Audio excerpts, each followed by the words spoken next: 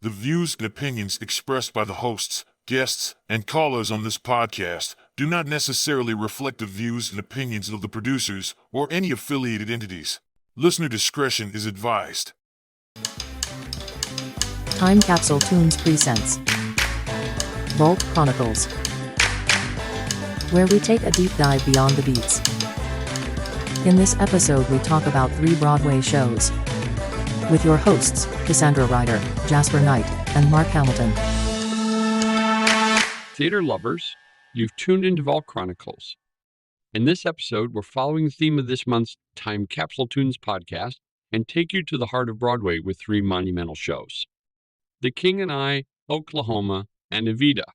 From the royal courts of Siam, the sweeping plains of America to the political intrigue of Argentina, we'll explore the rich narratives and iconic stories that have captivated audiences for generations. Let's open the vault and step into the spotlight of Broadway's finest. Thanks, Mark. Welcome, listeners.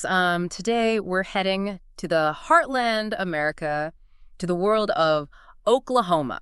And you know the songs, right? But we're going to dig a little deeper, get ready for some surprising facts about how this iconic musical came to be and how it changed Broadway forever. You know, it's amazing how Oklahoma became this cultural phenomenon when you think about where it all began. I mean, a musical set in rural Oklahoma back in 1906, adapted from a play, Green Grow the Lilacs. Yeah. That really wasn't a hit. It didn't exactly scream Broadway smash to anyone, really. Doesn't sound like a recipe for success, does it? No big stars, a plot that, well, tackles some pretty dark themes. Attempted murder, death. And this was 1943. Right, and get this. They decided to go with singers who could act instead of the usual actors who could kind of carry a tune. It's like they were, I don't know, going against the grain. Exactly. Yeah. Totally bucking the trend. And yet it worked. What sparked that change, do you think? Why take such a gamble? Well, you know, this was Rodgers and Hammerstein's first time working together. Maybe that fresh energy, you know, fueled their willingness to take risks, to kind of push the boundaries. This was their chance to make their mark. Right. And redefine musical theater. And redefine it they did. They sure did. Oklahoma ran for an incredible 2,212 performances on Broadway. Held the record for a straight 5-year run. That's stamina. That's mind-boggling. And the awards, Tonys, Oscars, Pulitzers, Grammys, Emmys even. This show captured the attention of, well, everyone, it seems. It really did. It wasn't just a hit, it was a cultural milestone. Oklahoma marked the beginning of the book musical, a format that used songs and dances to tell the story. They weren't just there for entertainment, they were woven into the plot. So it wasn't just spectacle, it was about storytelling, using music and dance to show us the characters, move the plot forward, and to explore those big emotional themes. Exactly, and Oklahoma did this masterfully. Take the song, People Will Say We're in Love. It's this sweet, you know, coy expression of young love, but it also shows us Laurie's inner struggle between her feelings for Curly and the pressures of society back then. It's more than just a simple love song. Right. And speaking of deceptively simple songs, Oh, What a Beautiful Morning. It introduces us to Curly, his optimism, his connection to the land, themes that are, well, they're key to understanding him throughout the show. Oh, absolutely. Every note, every lyric served a purpose. It really was a new way of telling stories through music. And speaking of innovation, we can't forget Agnes DeMille's choreography, especially the Dream Ballet. Oh, yeah. That wasn't just a dance number. It was like looking into Laurie's subconscious. DeMille used movement and images to explore her fears and desires. Wow. And she was inspired by Freudian psychology. Pretty revolutionary for the time. Oh, absolutely. This wasn't just entertainment. It was art reflecting life. Exploring the inner turmoil of a young woman, right? And it almost went in a totally different direction. Initially, DeMille thought of the Dream Ballet as this lighthearted, almost circus-like spectacle. Really? Yeah. So how did it become this, this dark psychological exploration we know today? Well, she felt the need to depict a dream of terror, she called it. A childish dream, a haunted dream. She wanted to show the true anxieties of someone like Laurie. She fought for a more, realistic and psychologically driven approach. And thank goodness she did, because that Dream Ballet became a defining moment in the show and a major reason for its success. It really took Oklahoma beyond a typical musical. Oh, I agree. It showed how dance could express complex emotions, explore the inner lives of the characters in a way that no one had seen before. It really was groundbreaking. And speaking of groundbreaking, we've got to talk more about Rodgers and Hammerstein. They were an incredible duo. Their working relationship was unique. Hammerstein, the lyricist, would write the words first. Then Rodgers, the musical genius, would compose the music. That's interesting. So their individual styles actually complemented each other, resulting in this perfect blend of music and narrative. Right. Their contrasting approaches didn't clash. They created this energy, this tension that fueled their creativity.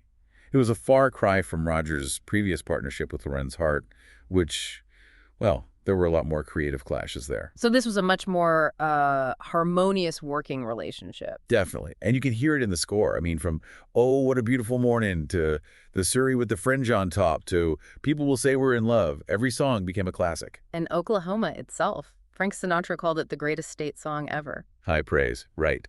But here's the funny part. Even though the musical is set in Oklahoma, celebrating the spirit of the state, it wasn't actually performed there at first. Wait, what? Oklahoma didn't premiere in Oklahoma. It's true. The big Oklahoma City premiere, a celebration of 1,000 Broadway performances, didn't happen until 1946. It was a huge event. Dignitaries, the creators, even the governor was there. They must have been waiting with bated breath for 3 years. I bet. And get this, the 1955 movie, while it captures the feel of Oklahoma, was filmed in Arizona. You're kidding. They filmed Oklahoma in Arizona. Yep. But they did try to keep it authentic.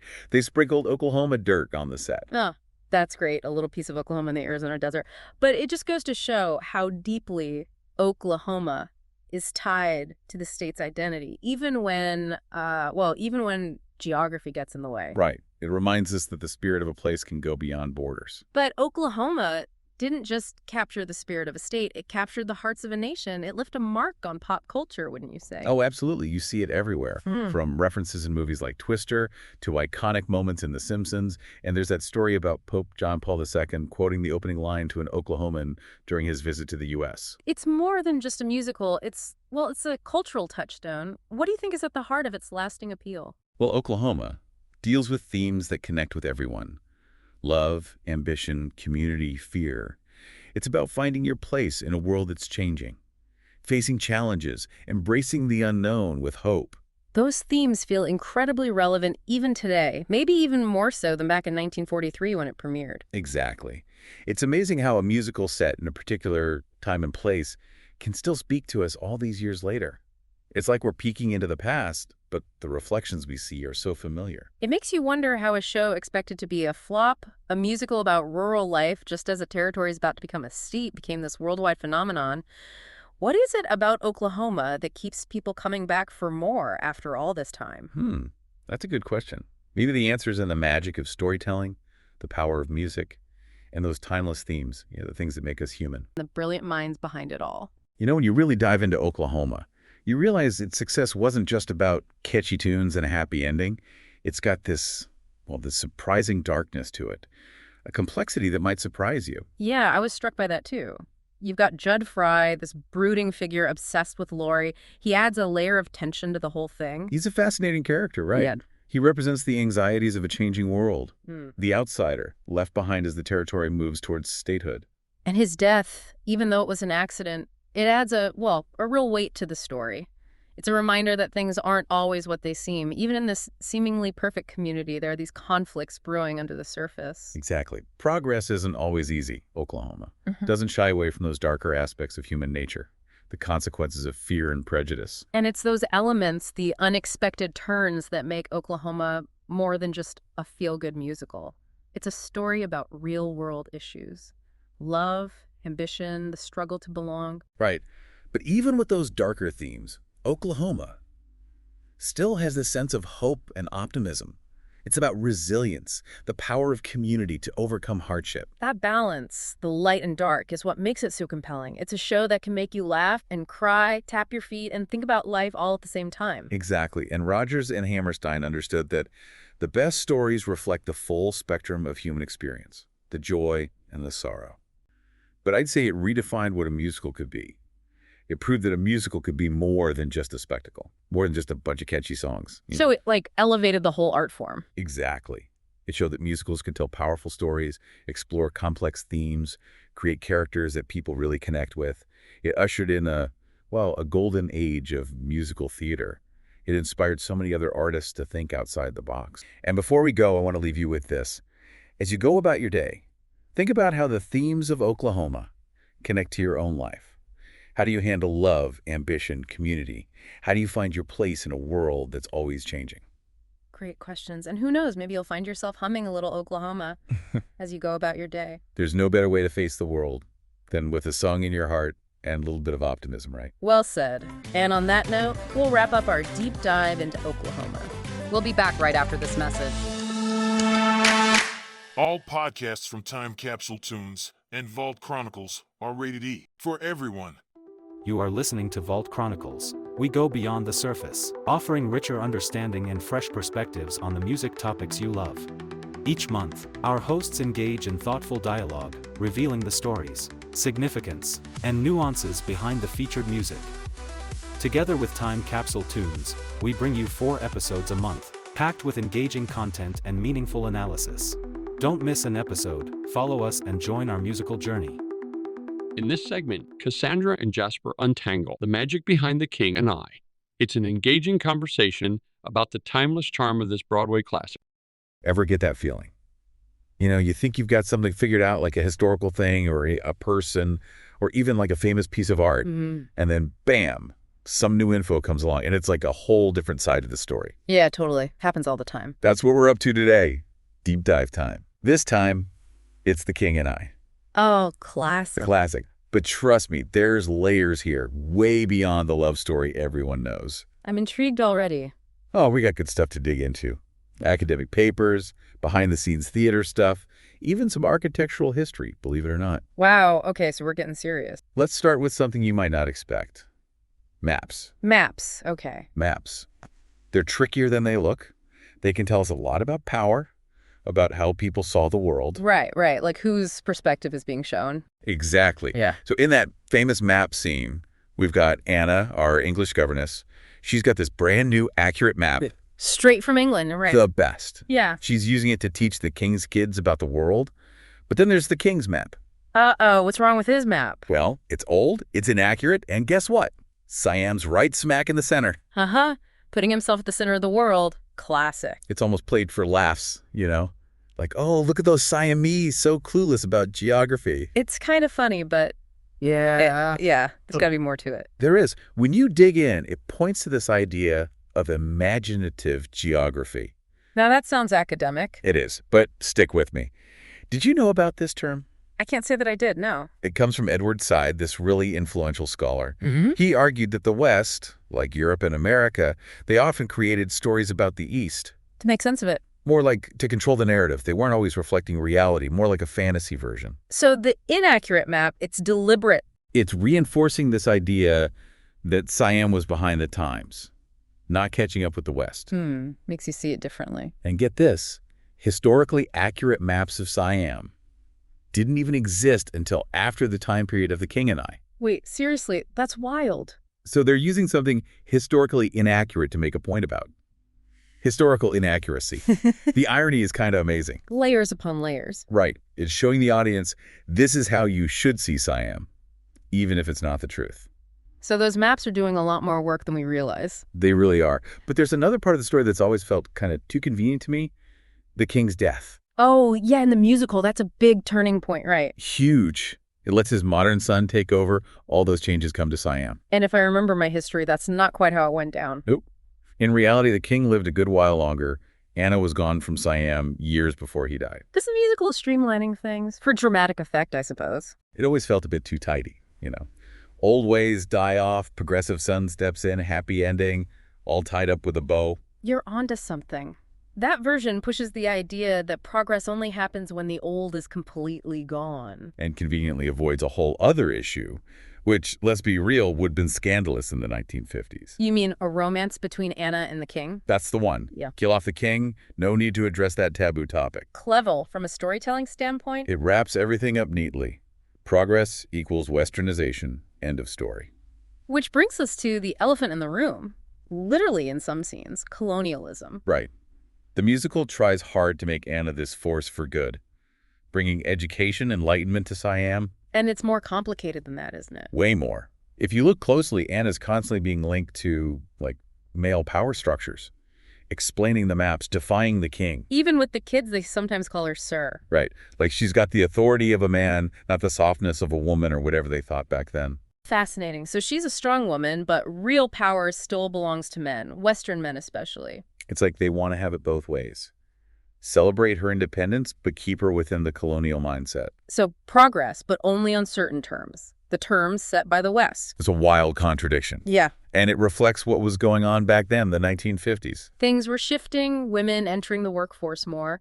But the old colonial views, those were still strong. Trying to change, but not too much. Exactly. And that tension is part of what makes The King and I so interesting. It's reflecting these big historical forces. It's not just a love story. It's a snapshot of an era with all its baggage. And that baggage leads us to perhaps the most eyebrow-raising part of the whole musical.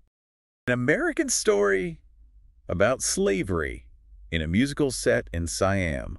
It's so bizarre. I remember watching it thinking, wait, is this how they're showing Siam as civilized? Like using Uncle Tom's Cabin as proof. It's ironic on multiple levels. For one, Siam had slaves at this time, too. Oh, right. I forgot about that. And secondly, it shows how the West used art, even stuff that seems well-meaning, to shape how other cultures were seen. So it's like saying, look, even they get how bad slavery is. They're learning from us. Subtly reinforcing that Western values are the ones to aspire to, the universal good. But then there's Tuptim. She's narrating this whole ballet, and she turns it into a commentary on her situation. As a slave girl in the king's harem, don't forget that part. Right. So she's using this American story to make a point about Siamese society. A layer of subversion, you could say, highlighting the hypocrisy. Think about it. American story performed in Siam for British guests, and a Siamese slave girl is using it to talk about her own lack of freedom. It's The King and I in a nutshell, both reinforcing and undermining those colonial ideas all at once. A real tangled mess. Shows just how complicated things were, how the West saw the East in, the mid-20th century. But then there's reinterpretation. Can you use something problematic as a way to start the conversation, challenge those same ideas? Use the performance itself to confront the issues head on. Instead of pretending they don't exist. Exactly. It's a chance to get the audience thinking critically about the themes, the history, even their own biases today. That's a lot to ask of a musical. It is. But it shows what art can do. It's a mirror to society, the good and the bad. And sometimes the stuff we don't want to see is what we need to look at most. Truth. Which brings us to the big question, maybe for everyone listening too. Knowing all this, can we still enjoy The King and I? Right. Is it okay to love, shall we dance, and still be aware of all this baggage the show carries? The history, the colonialism? Each person has to figure that out, honestly. No easy answer, but awareness is key, right? Understanding the context, the power dynamics, all that. The King and I is a product of its time, all those issues of colonialism, gender roles, how we see other cultures. Then and now. And the fact that we're having this conversation, it proves the show's power, right? It makes us debate, challenges us. It's about power itself, about who gets to tell the story, how history is shaped. And that story is still going on today in a lot of ways. Wow, we really went deep, didn't we? Maps, the king's death, Anna, even Uncle Tom's Cabin in Siam. What's sticking with you from all this? What surprised you? The thing that really gets me is how The King and I, it mixes entertainment and politics. On the surface, it's a light love story, but underneath it's about colonialism and power and representing other cultures. It's like those issues were always there, hidden in plain sight, even if they weren't the main focus. Exactly. And that's probably why it still resonates today. Even as we understand these issues better, the musical still speaks to us. It reminds us that art isn't created in a bubble. Right. It reflects the society that made it and sometimes even shapes it. And as the audience, we can't just sit back passively. We've got to think critically, ask the tough questions, and challenge our own assumptions. So next time you hear Getting to Know You, remember, it's not just a catchy tune. There's a lot more going on beneath the surface. Balancing the artistry with the historical awareness, that's what makes this whole deep dive so interesting. The King and I is a classic, sure, but it also forces us to think about history and culture and the power of stories. It's a lot more than just a love story. It's about power, about who gets to tell the story, about how we see and portray different cultures.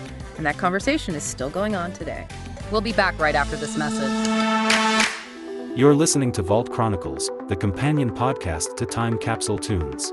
Join us each month as we take a deep dive into the music themes explored by the Time Capsule Tunes podcast, bringing you detailed discussions and unique insights in a dynamic two-person format.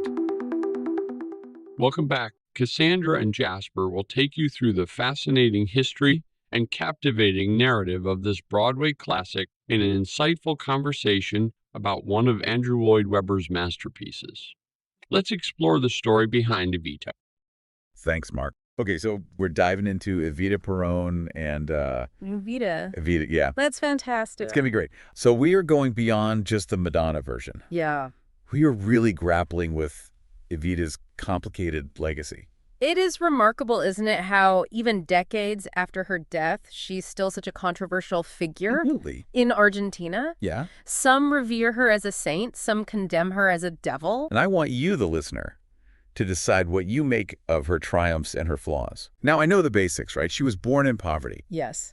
But this whole illegitimacy issue really jumps out at me from what I read. It's not just a juicy tidbit, it's a really important piece of context. Okay. It speaks volumes about the social constraints of her time. Right. Imagine that her birth certificate was forged Oh, wow. to hide her illegitimacy. Oh, That tells you how deeply ingrained that stigma was. absolutely. And it shows how early on, Eva Peron was already shaping her own narrative. So interesting. She was initially registered as Eva Maria Ibergerin, not the name we know her by today. Okay, I didn't know that. Yeah. So it makes you wonder if that early experience, of hiding her true identity, Yeah. did that shape her actions later on as First Lady? Right. Did that fuel her ambition? It's certainly possible. It wasn't just ambition driving Eva, it was survival. Right. This context is key to understanding her relentless drive. Eva was only 15 at the time. 15 years old. A 15-year-old girl entering the world of tango in Buenos Aires. Think about the power dynamics at play. Yeah. Was she a manipulator, as some suggest? Yeah. Or was she manipulated a young woman with limited options and a system rigged against her? Okay, so we have Eva in Buenos Aires. It's the 1930s. Yes. City's bustling with energy, but also facing economic hardship. Right. She struggled to make it as an actress. Oh, really? Sources suggest her talent was, Not there. shall we say, limited. Limited, okay. But what she lacked in talent, she made up for in ambition and networking skills. Okay. And then you pointed out this 1944 charity concert for the San Juan earthquake. Ah, yes. This is where she supposedly met Juan Perón. The fateful meeting. Right, but it wasn't just a chance encounter, was it? No, it wasn't. What did that event reveal about her character? This is where we see Eva's remarkable ability to mobilize people and resources. Okay. She was instrumental in organizing the concert rallying support, garnering public attention. Wow. It foreshadowed her future role, not just as a first lady, but as a force to be reckoned with. It's like she had this innate understanding of how to work a crowd. Absolutely. How to connect with people on an emotional level. She had a gift. And it wasn't long before she earned the nickname Evita Capitana. Evita the Captain. Yeah. A nickname highlighting her leadership even before holding an official role. Wow. She was deeply involved in Perón's political activities, advising him on labor policies, connecting him with the working class. So this wasn't just a love story. It was a political partnership from the very beginning. From the very start. It was a strategic alliance, for sure. Indeed. And then comes the infamous Rainbow Tour of Europe, a chance to shine on the world stage. Yes, the Rainbow Tour.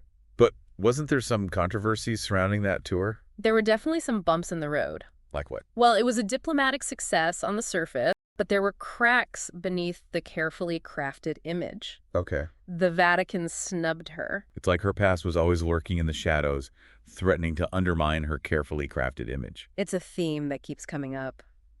It does. But back home, she was building a power base of her own, wasn't she? That's where the Eva Peron Foundation comes in. The foundation was more than just charity. Okay. It was a shrewd political move. How so? Imagine her controlling vast resources, meeting with supplicants, personally handing out aid with a personal touch. It cemented her image as a protector of the poor, but also blurred the lines between aid and political influence. That's so interesting. And this was all before she officially became First Lady. It was quite a rise. What a whirlwind rise to power. But let's delve into the woman behind the myth.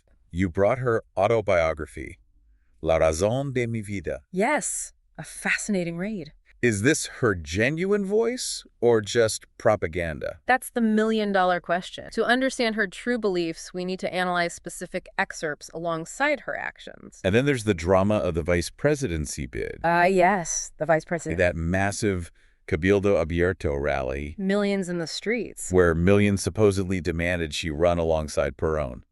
It was quite a spectacle. Was it genuine ambition on her part? Right. Or was it all orchestrated by Perón? The Cabildo Abierto was a masterclass in political theater. It sounds like it. There are conflicting accounts of her true intentions. Okay. Was it a power grab, a calculated move by Perón to solidify his power? Right. Or was it a genuine response to the outpouring of support from the people? The genuine response. It's a puzzle we'll have to piece together. We will, and then just as she's reaching this pinnacle of power, her health takes a dramatic turn. It's a stark reminder of the fragility of life. It is. Even for someone seemingly at the height of their power. Cancer shrouded in secrecy. Yes. The rumors surrounding her illness, a possible lobotomy. The desperate attempts to maintain control. Yeah. It's a dark side of power we rarely get to see. Speaking of dark sides, Yes. the sources you sent mention the military's obsession with her body after her death. It's almost as if she became even more powerful in death. Really? They hid her body, moved it from place to place, terrified of the symbolism she represented. They were terrified of her even in death. It seems so. It's a testament to the hold she had on the Argentine imagination. Absolutely. And that hold only seemed to grow stronger over time. Of course, we can't forget the musical Evita. Yes, the Madonna-fied version. The Madonna version that cemented her image in pop culture. Exactly. But does it capture the real Eva Perón? The musical, while entertaining, often simplifies her story. Yeah. It glosses over the complexities and contradictions that make her so fascinating. So we've covered a lot of ground. We have. What stands out to you about Eva Perón so far? It's the contradictions that intrigue me. What do you mean? The ambition, the ruthlessness, but also that genuine desire to uplift the poor. Yeah. She was a master of playing multiple roles, Yeah. leaving us to wonder who was the real Evita. It's like she was a master of self-invention, constantly evolving and adapting to circumstances. She was a chameleon in many ways. You sent in this excerpt about the Evita musical. Oh, yes, There was also a tight control over her image. there was. Critics were silenced. Opposing viewpoints were often shut down. That's a crucial point to remember, especially in today's world where information spreads so rapidly. Yeah. We need a free press, the ability to question those in power, Absolutely. even those we might admire. For sure. That's how we hold leaders accountable. And with social media, it's even more important to be critical thinkers. I agree. You know, we can't just accept everything at face value. Right. We have to look for diverse perspectives and be willing to challenge what we see. Absolutely. Now, you mentioned the shootless ones. The shirtless ones. The working class who were so devoted to Evita. It makes me think about the intense fandom we see today around celebrities and politicians. Oh, do you you? see any parallels there? I do. There's that same fervor, that feeling of someone finally speaking for them, understanding their struggles. Mm-hmm. But in Evita's case, Yeah. it's important to remember that she also exploited that loyalty to consolidate her own power. That's the cautionary tale, isn't it? It is. We need to be wary of anyone who claims to speak for the people while simultaneously shutting down dissenting voices. For sure. As we come to the end of this deep dive, Yes. what final thoughts do you have for our listener? I think Eva Perón's life shows us that even those who champion social change can succumb to the temptations of power. It's a reminder that we must hold our leaders accountable to question their motives and to ensure that their actions align with their words. And I would add this, it's so easy to put people into neat boxes, Yes. to label them as heroes or villains, but Eva Perón defies those easy labels. She does. She was a product of her time, shaped by the circumstances she was born into, and in the end, Yeah. it's up to each of us to grapple with the complexities of her story and draw our own conclusions. Beautifully said. I think that's the perfect note to end on. Thank you for joining us on this deep dive into the extraordinary and controversial life of Eva Perón. You've been listening to Vault Chronicles, a companion podcast to Time Capsule Tunes. We're here to enhance your musical journey with more in-depth discussions and fascinating stories. Subscribe, follow, share, and stay connected with us as we continue to explore the wonderful world of music. Until next time, take care and keep the music alive.